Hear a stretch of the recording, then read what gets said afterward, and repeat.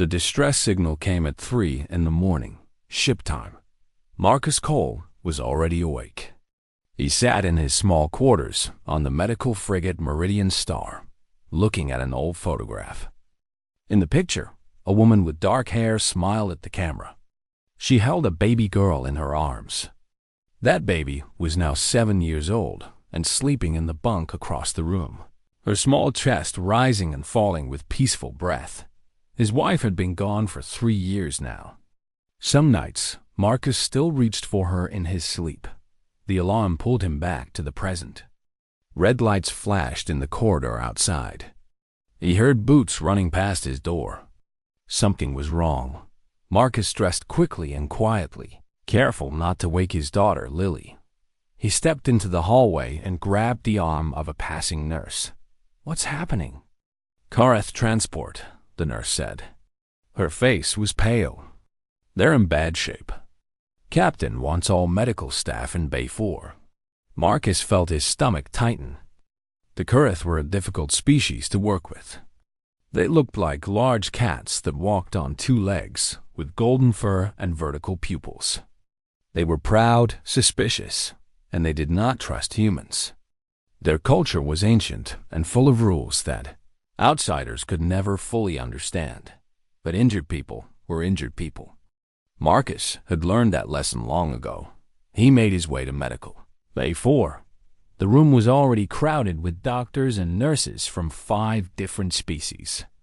Captain Veth stood near the entrance, her green reptilian scales catching the light. She was Turani, cold-blooded in body and in temperament. But she was fair. "Tall," she said when she saw him. "Good. We need you. What's the situation?" Captain Veth led him through the crowd. What Marcus saw made him stop breathing for a moment. 12 small beds had been set up in the center of the room. In each bed lay a Kareth infant. They were tiny things, no bigger than human babies, covered in soft golden fur. Their eyes were squeezed shut. Their small mouths were open, and they were screaming. The sound was terrible. It was high and sharp, like metal scraping against glass. It seemed to cut straight into Marcus's skull.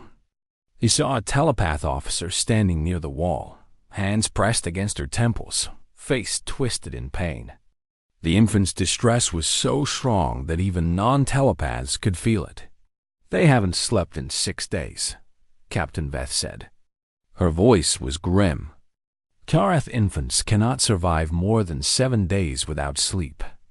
Their brains start to break down." Marcus moved closer to the beds.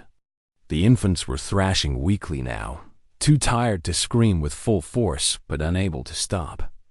Their tiny claws scratched at the air. Their ears turned this way and that, searching for something they could not find. "Where are their caretakers?"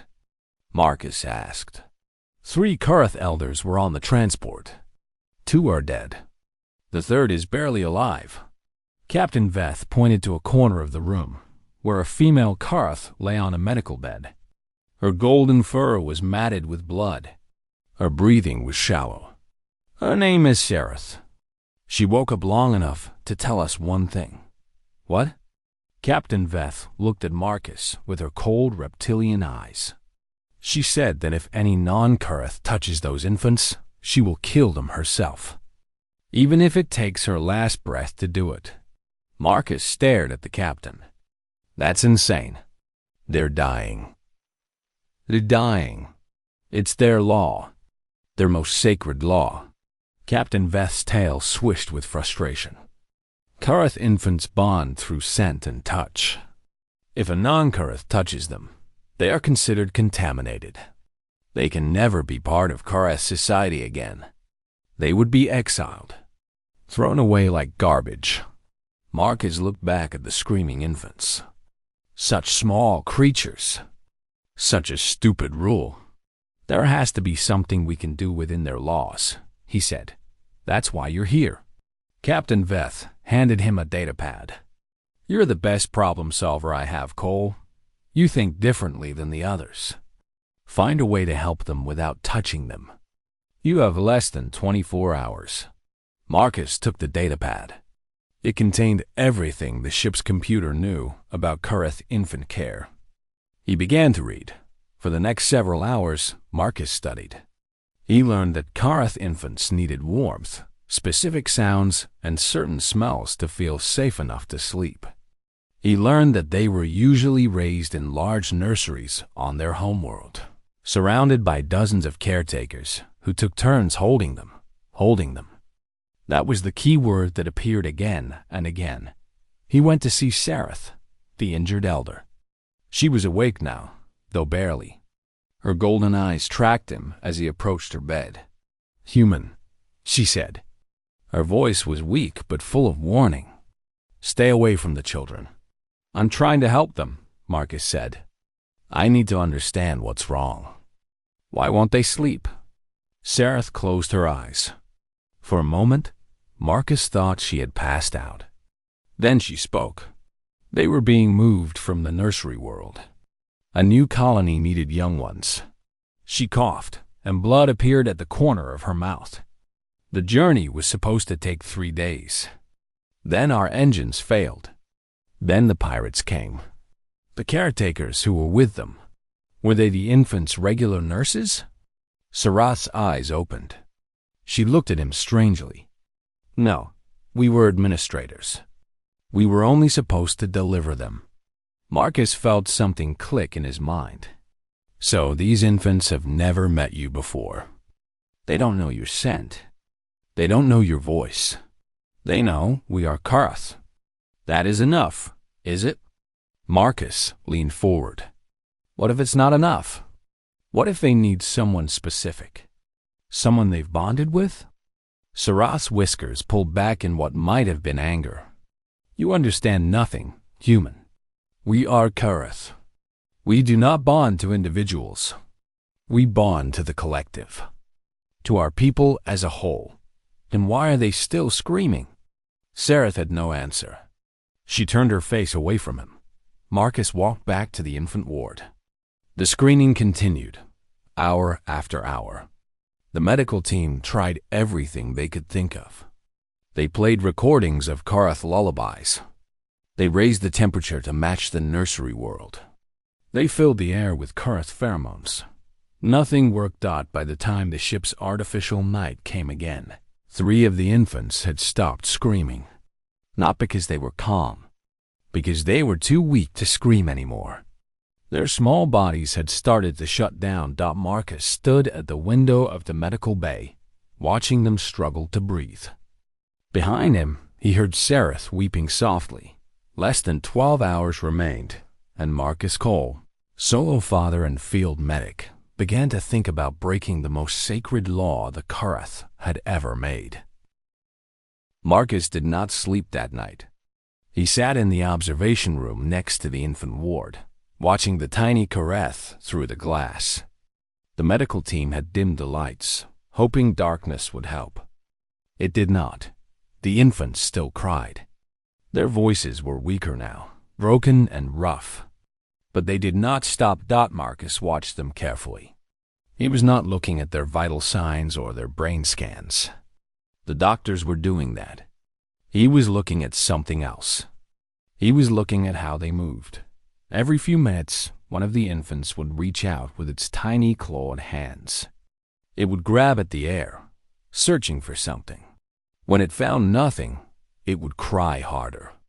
Then its ears would turn, pointing toward any sound in the room. A footstep, a voice, the hum of a machine. The infant would go quiet for just a second, listening, hoping. Then its ears would flatten against its skull in disappointment, and the crying would start again. They were looking for someone, Marcus realized. Not something, someone. He thought about Lily. After her mother died, his daughter had been only 4 years old. She had not understood death. She only knew that her mother was gone and was not coming back. For months, Lily had trouble sleeping. She would wake up screaming in the night, reaching for a person who was no longer there. Marcus had tried everything. Toys, music, warm milk. Nothing worked. In the end, only one thing helped. Marcus had found his wife's old sweater in a closet. It still smelled like her. He gave it to Lily, and she held it against her face every night. The smell of her mother. The softness of the fabric. It was not the same as having her mother back, but it was something to hold on to. Marcus stood up and walked to the medical computer. He pulled up the transport ship's records. He wanted to know more about where these infants came from. The records told a sad story. The infants had been born on a planet called Kara 7, a world dedicated to raising young Karth. They had spent the first 6 months of their lives in a large nursery, surrounded by trained caretakers who held them, fed them, and sang to them every day. Then the order came to move them. A new colony needed children. The infants were loaded onto a transport ship with 3 administrators, who had never met them before. Marcus read the names of the nursery caretakers. There were 8 of them. 8 people who had held these infants every day since they were born. 8 people whose scent and voice and touch meant safety and love. None of those 8 people were on this ship. Marcus closed his eyes. He understood now. These infants were not sick. They were not broken. They were heartbroken. They had been torn away from everyone they knew and placed in the arms of strangers. And now those strangers were either dead or dying, and the infants were surrounded by aliens who could not even touch them. They were alone in a way that no baby should ever be alone. Marcus went to find Sareth. The Kurth elder was stronger now. She was sitting up in her bed, her golden eyes fixed on a screen that showed the infant ward. "I need to talk to you," Marcus said. "I have nothing to say to you." Human. These infants had bonded caretakers on their home world, Marcus said. Specific people who held them every day. They were attached to those people. And now those people are gone. Sarath's ears flattened. "You speak of attachment as if it matters. Karth do not form individual attachments. We are part of the collective. Then why are your infants dying?" Sareth turned to look at him. Her eyes were full of pain and anger. "You dare to lecture me about my own people?" "I dare to tell you what I see." Marcus stepped closer. "Those babies are not crying because they are hungry or cold or sick. They are crying because they are scared and lonely. They want someone to hold them. Someone they know. Someone they trust. The caretakers from the nursery world are too far away. They cannot reach us in time. I know. Then what do you suggest?" Sarath's voice cracked. "Our medical officer is in stasis. I am too weak to hold them all. And no one else on this ship is Kurth." Marcus was quiet for a long moment. He knew what he wanted to say, but he also knew how Sareth would react. What if someone who was not Kurth held them? He asked. The change in Sareth was instant. Her fur stood up along her spine. Her claws extended from her fingers. A low growl rumbled in her throat. "No, they are dying, Sareth. And if you touch them, they will be dead to us anyway." Sarath's voice was like ice. "You do not understand. A Karth infant who is touched by an outsider can never return to our people. They would be outcasts. Alone forever. It would be better for them to die." Marcus stared at her. "You don't mean that." "I mean every word." Sareth lay back down, turning her face away from him. "Find another way, human. Or watch them die. Those are your only choices." Marcus left the room. His hands were shaking. He walked back to the infant ward and stood at the window again. Inside, the medical team was working desperately. They had brought in more Karth pheromones, stronger this time. They had played recordings of the actual caretakers from the nursery world. They had even tried to create a synthetic version of Karath milk, hoping the familiar taste would help. Nothing worked. The infants were too far gone. Their crying had become a thin, weak sound, like wind through broken pipes. Their bodies were starting to fail. Marcus watched the doctor shake her head and step back from one of the beds. The infant in that bed had stopped moving. "No," Marcus whispered. He pressed his hand against the glass. On the other side, 11 infants continued their hopeless search for someone to hold them. Their tiny hands reached and grabbed and found nothing. Marcus thought about his wife. He thought about Lily. He thought about all the nights he had held his daughter while she cried for her mother. He thought about the rules, and then Marcus Cole made his decision. He did not tell anyone. He did not ask for permission. He simply walked to his quarters, opened his closet, and pulled out an old shirt. It was soft from years of washing. It smelled like him, like his soap, like the food he cooked for Lily, like human warmth and human love. He put on the shirt. Then he walked back to the medical bay. It was time to break the most sacred law the Kurith had ever made. The medical bay was quiet at 3 in the morning. Most of the staff had gone to rest. Only 2 nurses remained, both exhausted, both watching screens instead of the infants. They had given up hope. Everyone could see that Marcus walked past them without speaking. He went straight to the door of the infant ward. His hand paused on the handle. For a moment, he thought about what he was going to do. If the Kurith found out, they might kill him. If his own people found out, he could lose his job, his place on the ship, maybe even his freedom. And Lily would be alone. But then he heard the crying. That weak, broken sound of babies who had no one to hold them.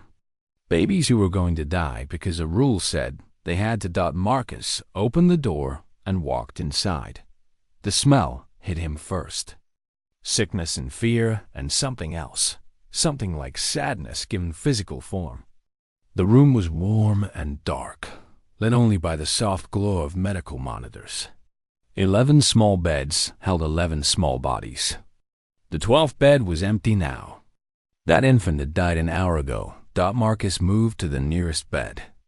The infant inside was barely moving. Its fur was dull and matted. Its breathing was shallow. Its tiny hands still reached weakly for something that was not there. Marcus looked at that infant for a long moment. Then he reached down and picked it up. The reaction was immediate. The infant went stiff in his arms. Its claws extended, tiny and sharp, pricking through his shirt and into his skin. Its eyes flew open, revealing golden pupils filled with terror. It let out a sound that was half scream, half hiss. Marcus did not let go. He held the infant against his chest, feeling its small heart beat wildly against his own. He began to hum softly. It was an old song, a simple song. His wife used to sing it to Lily when she was a baby. He had not sung it in years. The infant struggled. It scratched and kicked and tried to get away. Marcus kept humming. He kept holding. He did not squeeze too tight. He did not pull away. He simply held the infant the way he would hold his own daughter, with warmth and patience and love. Slowly something changed. The infant's claws retracted. Its body relaxed. The screaming stopped. Instead, a new sound came from its throat. A soft, rumbling purr. Marcus felt tears in his eyes, but he did not stop. He kept humming as the infant pressed its face against his neck. He could feel its tiny nose touching his skin, breathing in his scent. Learning him, then the infant's eyes closed. Its breathing deepened. And for the first time in 7 days, it slept. Marcus stood there for a long moment, feeling the small weight in his arms. Then he gently placed the sleeping infant back in its bed and moved to the next one. The second infant took longer. It fought harder. Its terror was deeper. But Marcus held it the same way, hummed the same song, gave it the same patience. And eventually, it too fell asleep against his chest. One by one, Marcus picked up each infant. Some took 5 minutes. Some took an hour. One tiny female fought him so hard that she drew blood from his arms with her claws. But Marcus did not stop. He did not give up. He held each one until they stopped fighting and started trusting Dot by the time the first light of the artificial dawn came through the windows.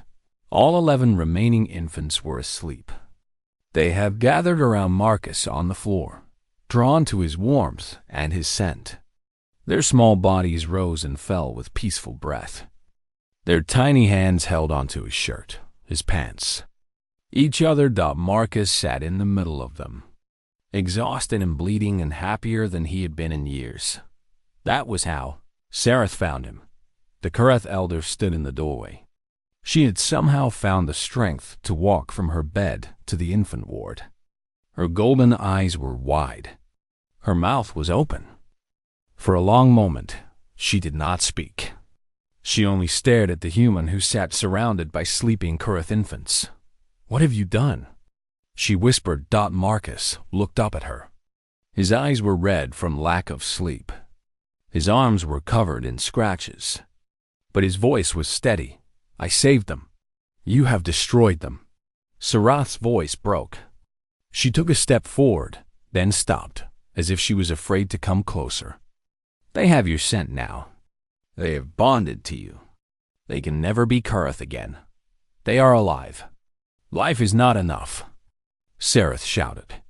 The sound made some of the infants stir, but they did not wake. They held on to Marcus tighter. "Do you understand what you have taken from them? Their people, their culture, their home. They will be outsiders forever. They will be alone." Marcus carefully stood up.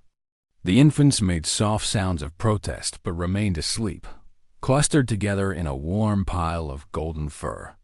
He walked toward Sareth until he was standing right in front of her. "I know what I have done," he said quietly. "I know your laws. I know your customs. And I broke them anyway.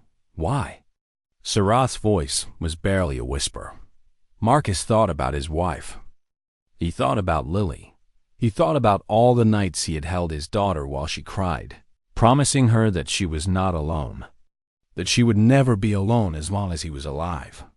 "Because some rules are wrong," he said. "Because babies need to be held. All babies. Every species, every culture, every time. And anyone who says otherwise is lying to themselves." Sareth stared at him. Her eyes were wet with tears that Kareth were not supposed to shed. "The collective will come for you," she said. "The High Matriarch herself will demand your death. Then let her come." Marcus turned back to look at the sleeping infants. "I will not apologize for saving their lives. And I will not pretend that your sacred law is anything other than cruel." He sat back down among the infants. They moved closer to him in their sleep, seeking his warmth. Sareth stood in the doorway for a long time, watching. Then, slowly, she turned and walked away. The word would spread now.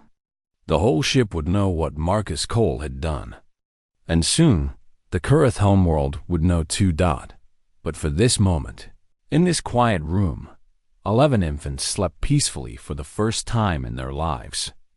And one human father watched over them, humming a song that his wife had taught him, holding on to hope as tightly as the infants held on to him. The news spread through the Meridian Star like fire through dry grass. By midday, everyone knew what Marcus Cole had done. The human medic who had touched the Kureth infants. The man who had broken the most sacred law of an ancient species to save 11 tiny lives. Some called him a hero. The junior nurses whispered about it in the corridors, their eyes bright with admiration. The human crew members clapped him on the shoulder when they passed him, saying nothing but mean everything. Others called him a fool. Captain Veth summoned him to her office and shouted at him for 20 minutes. Her green scales flushed dark with anger. She told him he had endangered the entire ship. She told him the Kureth might declare war. She told him his career was finished. Marcus listened to all of it. Then he asked if he could go back to the infants. They needed him. Captain Veth stared at him for a long moment. Then she dismissed him without another word. The infants were awake now. They were eating. They were playing. Their eyes were bright and curious instead of dull and dying. When Marcus entered the room, they turned toward him with their ears forward and their small tails raised. They knew his smell. They knew his voice. They reached for him with their tiny hands. Marcus sat down on the floor, and they climbed into his lap. Sarah watched from the doorway. Her wounds were healing, but there was still pain in her eyes. A different kind of pain now. The pain of someone whose entire world had been turned upside down. "A Karath warship is coming," she said. "The High Matriarch herself wishes to speak with you." Marcus nodded. He had expected this. When? 2 hours. He looked down at the infants in his lap. They were purring softly, content and safe. One of them had fallen asleep with its head on his knee. "I will be ready," he said. The quantum communication room was cold and empty when Marcus arrived. A single platform stood in the center, surrounded by holographic projectors. Captain Veth was there, along with several senior officers. They all looked nervous. Marcus felt nervous too, but he did not show it. The projectors hummed to life. Light gathered and formed into a shape. It became a Karath female, massive and ancient, with silver fur and eyes that seemed to see through time itself. She wore robes covered in symbols that Marcus did not recognize. Her presence filled the room like a weight, pressing down on everyone. High Matriarch Velith of the Karath Collective. "So," she said. Her voice was deep and cold. "You are the human who touched our children." "I am. Do you know what you have done?" "I saved their lives." Velith's eyes narrowed. "You have contaminated them. By our law, they are no longer Karath. They have been marked by alien scent. They can never join the collective. They can never come home." Marcus felt the eyes of everyone in the room on him. He felt the weight of Velith's judgment. He felt fear, cold and sharp in his stomach. But he also felt something else. He felt the memory of 11 tiny bodies pressed against his chest, finally sleeping after days of terror. He felt the trust in their eyes when they looked at him. He felt their small hands holding onto his shirt. "Your law is wrong," Marcus said. The room went silent. Even Captain Veth stopped breathing. Velith's fur rose slightly along her spine. "You dare to tell the High Matriarch that her law is wrong?" "Yes," Marcus stepped forward. "I have read your history. 300 years ago, your infant mortality rate was low. Your babies were raised with constant physical contact. They were held all the time by many different caretakers. And they thrived." He pulled out a datapad and held it up. The screen showed graphs and numbers. "Then your laws changed. The scent bonding rules became stricter. Outsiders were forbidden from touching infants. And slowly, over time, your mortality rate started to rise. More and more infants died before their first year." He looked directly at Velith. "You know this. Your own records show it." Velith was quiet. Her silver tail moved slowly behind her. "These infants did not need medicine," Marcus continued. "They did not need machines or drugs. They needed to be held. They needed to feel safe. They needed someone, anyone, to tell them that they were not alone. And you decided that someone should be you," Velith said. "A human. An outsider. I decided that someone should be there. I was the only one willing." Velith studied him with those ancient eyes. Marcus could not read her expression. He did not know if she was about to order his death or dismiss him like a bug. Then she asked a question he did not expect. "Do you have offspring, human?" Marcus blinked. "Yes, a daughter. She is 7 years old." "And when she was an infant, did she sleep well?" The question hit Marcus like a fist. He thought about Lily. He thought about the months after her mother died. He thought about the endless nights of crying and rocking and holding. "No," he said quietly. "After her mother died, she could not sleep. She was scared and sad, and she missed her mother." "What did you do?" Marcus swallowed. I held her. Every night. For a year. I held her until she felt safe enough to sleep. Velith nodded slowly. Something shifted in her eyes. Something that might have been understanding. Your wife, she said. She is dead. Yes. And you raised your daughter alone? Yes. Velith was quiet for a long moment. The holographic projectors hummed softly in the silence. I have ruled the collective for 200 years, she said finally. I have seen many things. Wars, plagues, the rise and fall of worlds. But I have never seen a human weep for cursed children. Marcus realized that his face was wet. He had not noticed the tears. I have also seen our mortality rates, Velith continued. I have wondered why they rise. I have asked questions that my advisors could not answer. She paused. Perhaps they could not answer because they did not want to see the truth. She looked at Marcus with new eyes. You say our law is wrong. Perhaps it is time to find out. She turned away, and the hologram began to fade. The infants will not be exiled, she said, her voice growing distant. And you, human, will not be punished. Not yet.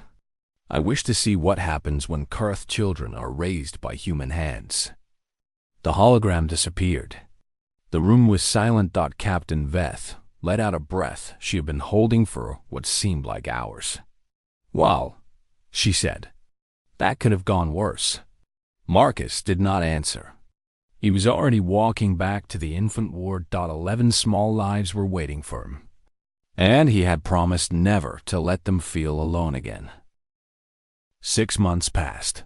The Meridian Star continued its mission in the Valen Corridor, helping the sick and wounded of a dozen different species.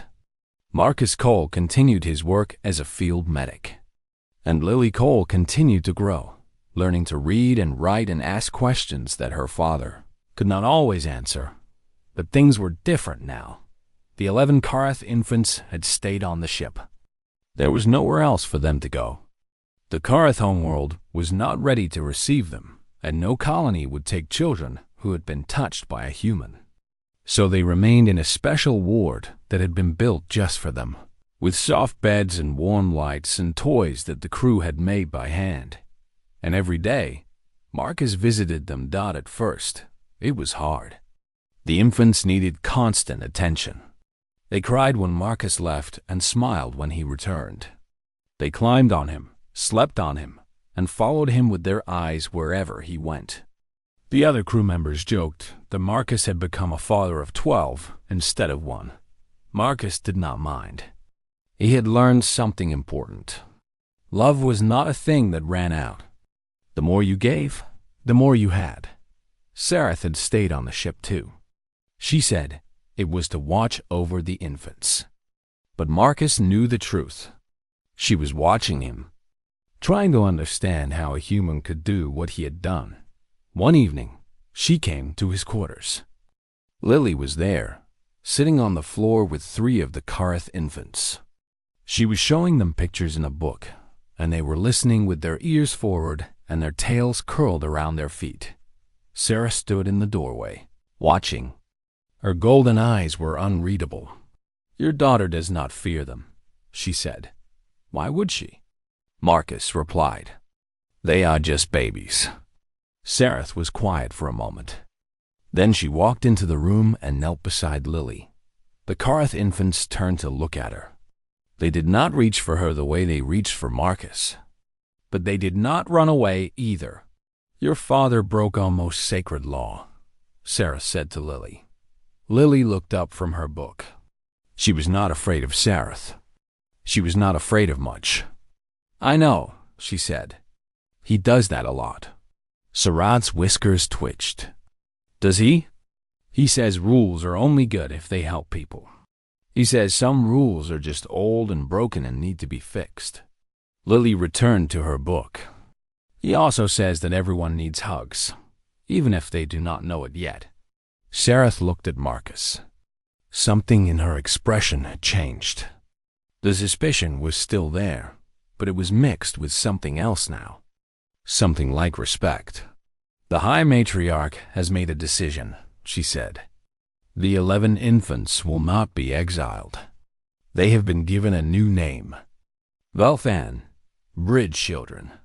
Children who belong to 2 worlds instead of 1. Marcus felt his heart lift. They can go home? Not home. Not yet. But they will not be outcasts. They will be honored. Sereth paused. And the matriarch has ordered a review of all our infant care practices. She wishes to study what you did, to understand why it worked. It worked because I held them, Marcus said simply. That is all. That is not all. Sereth stood. You showed them that they were not alone. You gave them safety when their own people could not. You became their family when they had no family left. She looked down at the infants, who had climbed into Lily's lap and were purring softly. You did something that Karath have forgotten how to do. You loved without conditions. She walked to the door. Then she stopped and turned back. I was going to kill you, she said. When I first saw you holding them, I was going to tear out your throat with my own claws. I know, Marcus said. I am glad I did not. She left without another word. 3 months later, a message arrived from the Kureth homeworld. Marcus opened it in his quarters, alone. The message contained a short text and an image. The text was from the High Matriarch herself. The first nursery using your methods has opened. 40 infants are being raised with constant physical contact from multiple caretakers, regardless of species. Early results are promising. We have much to learn. The image showed a group of young Karth. They were older now, strong and healthy, with bright eyes and sleek fur. Marcus recognized them immediately.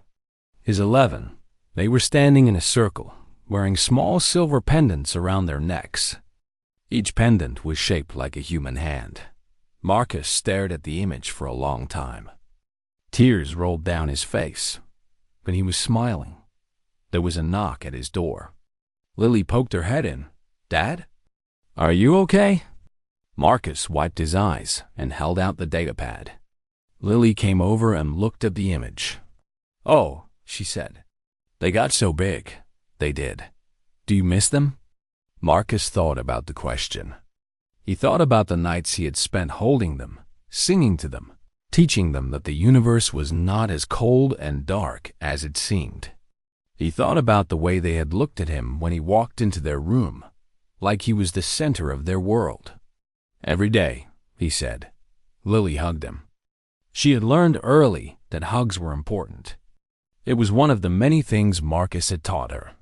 Maybe we can visit them someday, she said. Maybe we can. Marcus tucked the datapad into his pocket, right next to the old photograph of his wife. 2 treasures.